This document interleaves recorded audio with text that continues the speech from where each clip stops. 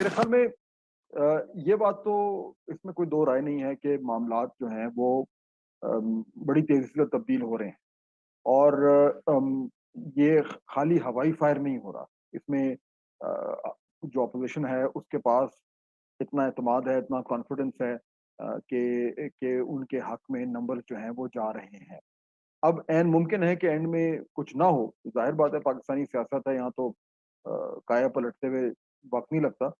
लेकिन ये बात ज़रूर है कि पिछले चंद हफ्तों में या एक 1 डेढ़ महीने में इस्लामाबाद में तेज़ी से माहौल तब्दील हुआ है और उस माहौल के तब्दील होने का सबूत ये है कि ये तमाम अपोज़िशन जमातें जो हैं, ना सिर्फ़ ये कि वो उन्होंने अपनी का उ जो जो जो उनकी कोशिशें उनको तेज़ कर दिया, बल्कि जो इत्तेहादी हैं, वो भी बीच में कम से कम मिलने की हद तक तो उन्होंने भी जो है वो इस मामले में वो उन्होंने शमूलियत इख्तियार कर ली है। वो कल को कुछ हो ना हो तो अगर कोई ये कहता है कि ये कुछ भी नहीं है जिस तरह गवर्नमेंट कह रही है और ये खामखा की एक प्रेशर डालने की कोशिश है, तो ऐसा नहीं है।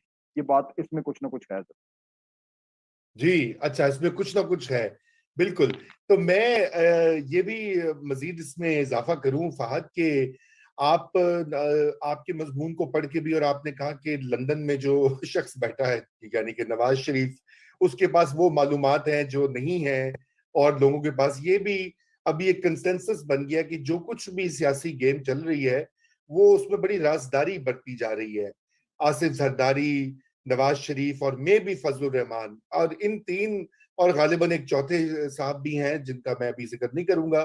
तो इन्हीं चार को पता है कि हो क्या रहा है, क्या करना है आगे।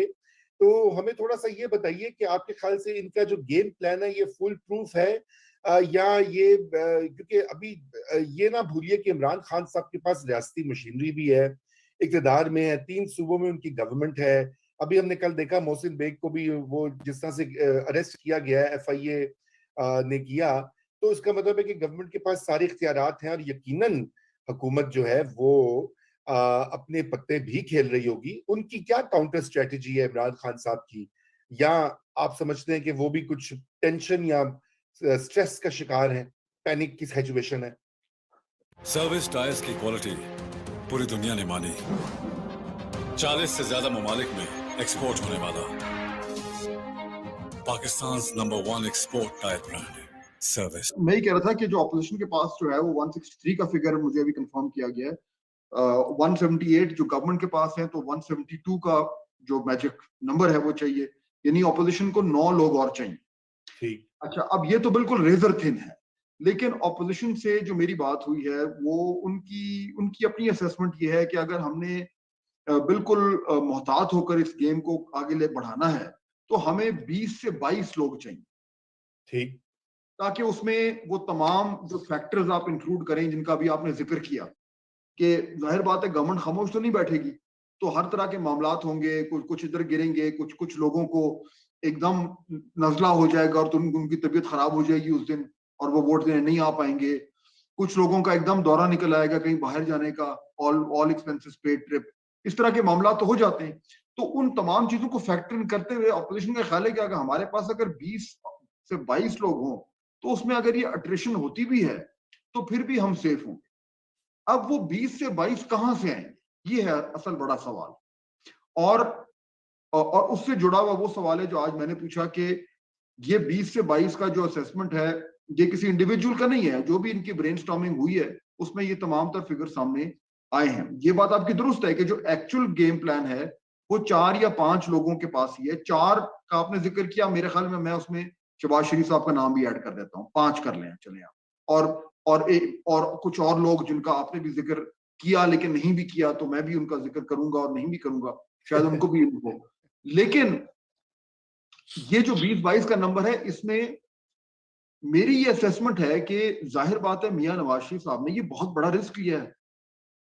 अच्छा, अब हमें लग रहा है कि रिस्क है, शायद उनको नहीं लग रहा रिस्क है, क्योंकि उनके ख्याल में ये 20-22 का फिगर वो ले लेंगे। अच्छा, वो कैसे लेंगे, मेरे ख्याल में इसकी भी ये, जब उनसे ये कहा गया होगा तो उन्होंने पहला सवाल यही किया होगा कि भाई ये 20-22 कहां से लाओगे।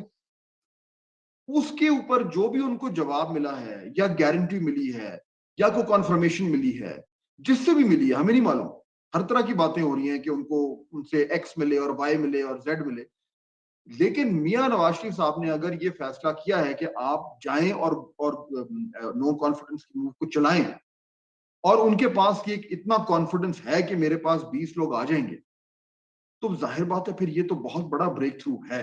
लेकिन ये कहां से आएंगे, इसमें मैं और आप अपना जो है वो तजविया तो डाल सकते हैं, लेकिन मेरे ख्याल में हार्ड इंफॉर्मेशन इस वक्त वाकई में वो 4-5 लोगों के पास बिल्कुल बिल्कुल हार्ड इंफॉर्मेशन एग्जैक्टली, और वो बड़े पत्ते अपने चेस्ट के क्लोज रखे हुए हैं।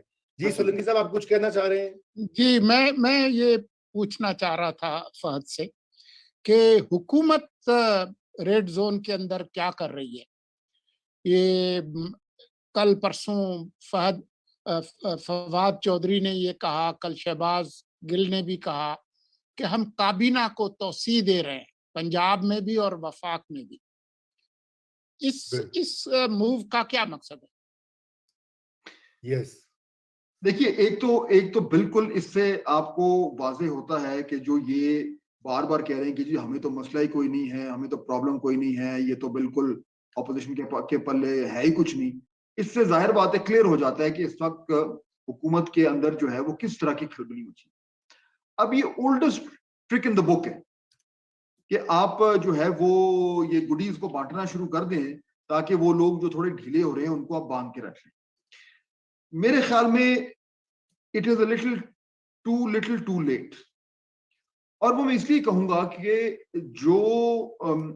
अगर ये जो मूव चल रही है अदम एतमाद की, अगर इसने कामयाब होना है, या अगर ये इस लेवल तक आ गई है जहां पे खड़ी है, तो उसमें सिर्फ वजारतों की रंजिशें नहीं है, उसमें फैक्टर्स जो है वो और ज्यादा हैं। तो हुकूमत अगर ये समझती है कि वो इस तरीके से बंदर बाट करके वजारतों की वो जो उनके यहाँ जो एक टूट फूट का इम्कान हो रहा है उसको रोक लेगी, तो मेरे ख्याल में वो शायद डायग्नोज नहीं कर पा रहे कि असल प्रॉब्लम क्या है। वो एक यानी एस्पिरिन दे रहे हैं एक ऐसी बीमारी के लिए जो कि कहीं उससे ज्यादा है। I don't think it will make a difference. जो फंडामेंटल प्रॉब्लम हुआ है इस गवर्नमेंट के साथ, वो सिर्फ पीएमएलक्यू या एमक्यूएम या जीडीए की या बीएपी की वजारतों के ऊपर डिसमेंटलमेंट नहीं है, उसके पीछे जो एक लार्जर कंसेंसस था उसका रप्चर। बिल्कुल, आपने अपने कॉलम में उसका जिक्र भी किया कि 2013 के बाद एक मुतबादिल लीडरशिप और एक नए निजाम की जो है एक तैयारी शुरू हो गई, और वो फिर 2018 में इमरान खान साहब जब पावर में आए तो वो उसका मजहर भी था, और अब वो पिछले अक्टूबर में आपने कहा वो रप्चर या उसमें वो दरार आ गई। तो मैं फहद साहब, आपने जहांगीर तरीन के बारे में भी लिखा है कि उनके पास पूंजी है नए गेम प्लान की या नई तब्दीली की, और वो क्या जरा उस पे अपनी रोशनी डालें।